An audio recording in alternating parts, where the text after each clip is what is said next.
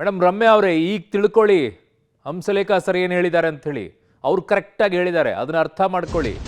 ಅದಕ್ಕೆ ತಲೆಯಲ್ಲಿ ಏನಿರಬೇಕು ಅಂತ ಹೇಳೋದು. ಹಂಸಲೇಖ ಅವರು ಪ್ರತಿಕ್ರಿಯೆಯನ್ನು ಕೊಟ್ಟಿದ್ದಾರೆ.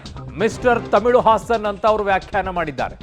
ಸಂಗೀತ ನಿರ್ದೇಶಕ ಹಂಸಲೇಖ ಅವರು ತಮಿಳಿಗೆ ಲಿಪಿ ಕೊಟ್ಟಿದ್ದು ಕನ್ನಡ ಭಾಷೆ ಅಂತಾರೆ. ಅದರ ಬಗ್ಗೆ ಕಮಲ್ ಹಾಸನ್ ವಿಚಾರಿಸಬೇಕು.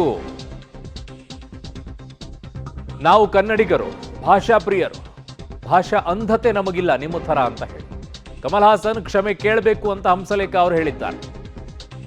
ನಟ ಕಮಲ್ ಹಾಸನ್ ವಿವಾದದ ಬಗ್ಗೆ ಹಂಸಲೇಖ ಅವರು ಪ್ರತಿಕ್ರಿಯೆಯನ್ನ ಕೊಡ್ತಾ ಅವರು ತಮಿಳು ಹಾಸನ್ ಅಂತ ಕರೆದಿದ್ದಾರೆ. ಕೇಳಿಸ್ಕೊಳ್ಳಿ.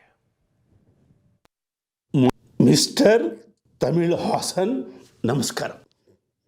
ನೀವು ಮಿಸ್ಟರ್ ತಮಿಳು ಹಾಸನ್ ಅಂತ ಹೆಸರು ಬದಲಾಯಿಸ್ಕೊಳ್ಳಿ ಅಂತ ಹೇಳಿ ಸಾರ್ ಅಂತ ನಮ್ಮ ಮ್ಯೂಸಿಕ್ ಸ್ಕೂಲ್ ಸ್ಟೂಡೆಂಟ್ಸು ನಿಮಗೆ ರಿಕ್ವೆಸ್ಟ್ ಮಾಡಿದ್ದಾರೆ.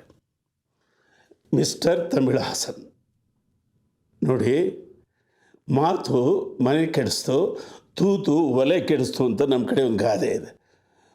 ಮಾತು ಎಷ್ಟು ತೊಂದರೆ ಕೊಡುತ್ತೆ ನೋಡಿ.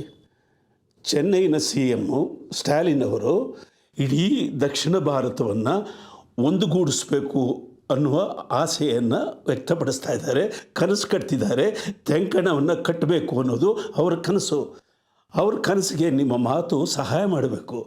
ನೀವು ಆ ಪಕ್ಷದ ಮಿತ್ರ ಪಕ್ಷ, ನೀವು ಒಳ್ಳೆಯ ಮಾತುಗಳಾಡಬೇಕು, ಯೋಚಿಸಿ ಮಾತಾಡಬೇಕು.